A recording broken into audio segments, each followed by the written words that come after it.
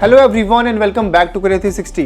NEET counselling के result के आने के बाद आप सभी बच्चों के कमेंट सेक्शन में बहुत सारे डाउट्स आ रहे थे। सबसे पहला डाउट था कि आपका कि अपग्रेडेशन होता क्या है। दूसरा डाउट था आपका यहाँ पे कि फ्लोटिंग और फ्रीजिंग क्या होता है। तीसरा आपका ये डाउट था कि आखिर यहाँ पे फ्री एग्जिट ऑप्शन क्या होता है। और फोर्थ डाउट आपको ये आ रहा था कि आखिर रिलीविंग ऑप्शन होता क्या है। तो इन सभी डाउट को आज इस वीडियो में हम कवर करने वाले हैं। सो मेक श्योर कि वीडियो को आपको एंड तक देखना है। तो सबसे पहले समझते हैं कि आखिर यहाँ पे आपका अपग्रेडेशन होता क्या है। तो सिंपल सी बात है कि अगर आपको सेकंड राउंड के अंदर एक बेटर कॉलेज आपको मिल रहा है फर्स्ट राउंड के बाद, तो ये आपको कहलाता है अपग्रेडेशन। लेकिन यहाँ पे हम समझते हैं एग्जांपल से। तो मान के चलो कि आपके एमसीसी राउंड 1 के अंदर आपको कोई कॉलेज अलॉट हुआ है, ठीक है, XYZ कोई से भी कॉलेज हो सकता है। अब सेकंड राउंड के अंदर आपको क्या होता है कि आपका जो कॉलेज मिलता है वो आपको यहाँ पे अपग्रेड हो जाता है आपके प्रेफरेंस के हिसाब से। तो वहां पे आप क्या कहोगे कि आपको वहां पे कॉलेज क्या हो गया, अपग्रेडेशन आपको वहां पे हो चुका है। लेकिन यहाँ पे एक बात आपको समझनी है, जो बच्चे कंफ्यूज हो जाते हैं, यहाँ पे अगर आप एमसीसी सीट आपको कोई मिली है आपको फर्स्ट राउंड के अंदर, लेकिन आप यहाँ पे स्टेट काउंसिलिंग को पार्ट करते हो, तो वो आपका अपग्रेडेशन नहीं कहलाता है। वो सिर्फ ये कहलाता है कि आपने पार्टिसिपेट किया आपने स्टेट काउंसिलिंग के अंदर। अपग्रेडेशन कब होता है कि सेम काउंसिलिंग के अंदर, मान के चलो एमसीसी काउंसिलिंग है आपका,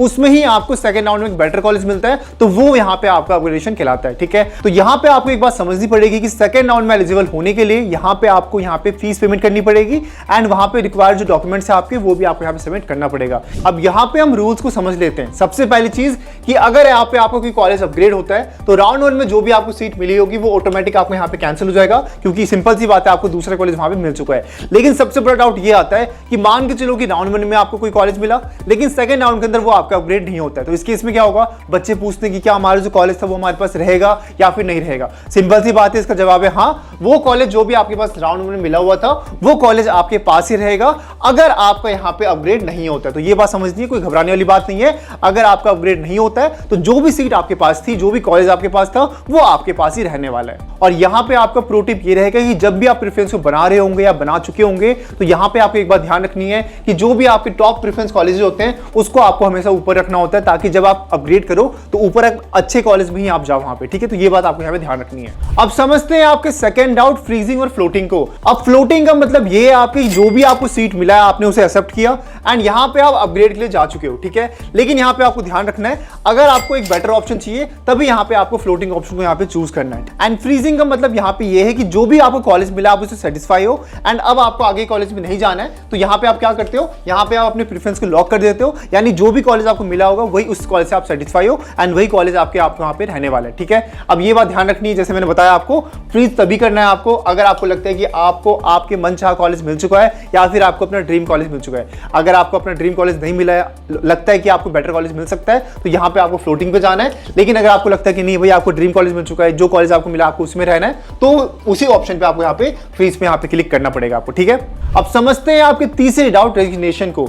यहाँ पे आपको एक बात ध्यान रखना है, रिजाइन का मतलब सिंपल सी बात आपका ये है कि आपने एक काउंसलिंग में पार्टिसिपेट किया था, अब आपको दूसरे काउंसलिंग में पार्टिसिपेट करना है, क्योंकि वहां पे आपको सीट मिल गया होगा, तो उसके लिए पहले काउंसलिंग में आपको रिजाइन करना पड़ेगा, तभी आप दूसरे काउंसलिंग में पार्टिसिपेट कर पाओगे। एग्जांपल समझते हैं, मान के चलो कि एमसीसी काउंसलिंग में आपको एक सीट मिल चुका है, लेकिन बाद में आपको स्टेट काउंसलिंग में भी एक सीट मिल जाता है, तो इस केस में क्या करना होगा, क्योंकि अब आपको यहाँ पे एमसीसी काउंसलिंग में सीट नहीं चाहिए, अब आपको चाहिए स्टेट काउंसलिंग के अंदर, तो पहले आपको रिजाइन करना होगा एमसीसी काउंसलिंग से। ठीक है, तो सिंपल सी बात है, इसका मतलब यह है आपका कि आपको पहले रिजाइन करना होगा एमसीसी काउंसलिंग से, उसके बाद यहाँ पे आप क्या कर पाओगे, स्टेट काउंसलिंग के अंदर यहाँ पे पार्टिसिपेट कर पाओगे। ठीक है, सिंपल सी बात ये है। अब इसी तरह से मान के चलो कि पहले आपको स्टेट काउंसलिंग के अंदर आपको एक सीट मिल गया, लेकिन आपको उसके बाद बेटर कॉलेज मिल गया आपको एमसीसी के अंदर, तो आप क्या करोगे, पहले आप स्टेट यहाँ पे काउंसलिंग से रिजाइन करोगे, देन ही आप यहाँ पार्टिसिपेट करोगे एमसीसी के अंदर। ठीक है, अब प्रोसेस कैसा होता है, आपको पहले कॉलेज जाना होगा, ठीक है, वहां से आपको अपने सर्टिफिकेट डॉक्यूमेंट यहाँ पे आपको लेना पड़ेगा एंड वहां पे आपको यहाँ पे जो आपका रिलीविंग लेटर होगा आपको और जो आपका रेजिग्नेशन लेटर होगा वो आपको लेना पड़ेगा। अब जैसे आप मान के चलो कि आप स्टेट से एमसीसी जा रहे हो, तो पहले आपको उसके कॉलेज जाना पड़ेगा, देन आप एमसीसी जाओगे।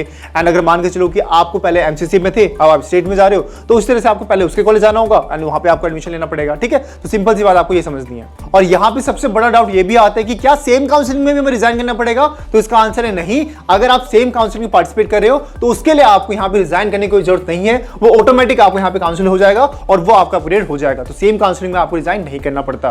अब आते हैं आपके फोर्थ डाउट आपके रिलीविंग को लेकर के। बच्चे इसको कंफ्यूज कर लेते हैं आपके रिजाइन को, तो ये आपको समझना है कि ये आपका डिफरेंट है और रिजाइन आपका डिफरेंट था, ये मैंने पहले आपको बताया। तो यहाँ पे अब आते हैं रिलीविंग के ऊपर, ठीक है। तो सबसे पहले आपको ये समझना है कि अगर आपका सेम काउंसलिंग के अंदर आपका अपग्रेड हुआ है, मान के चलो आपको पहले राउंड में कॉलेज मिला था, अब सेकंड राउंड में आपको बेटर कॉलेज मिल गया, तो उस केस के अंदर आपको यहाँ पे रिलीविंग अप्लाई होता है, ठीक है। अब इसमें एग्जांपल लेते हैं कि राउंड 1 में आपको एमसीसी में सीट मिला था, आपको सेकंड राउंड में अपग्रेड हो गया, तो क्या प्रोसेस रहेगा कि पहले आपको जो पुराना कॉलेज होगा आपका, ठीक है, वहां से क्या करना पड़ेगा, आपको डॉक्यूमेंट कलेक्ट करना पड़ेगा और वहां से ओल्ड कॉलेज से आपको यहाँ पे रिलीविंग लेटर लेना पड़ेगा। देन फिर उसको आपको सबमिट करना है आपको न्यू अपग्रेडेड कॉलेज के अंदर, ठीक है। जो भी आपको सेकंड राउंड में नया कॉलेज मिला होगा वहां पे आपको ये डॉक्यूमेंट को वापस से सबमिट करना है, ठीक है।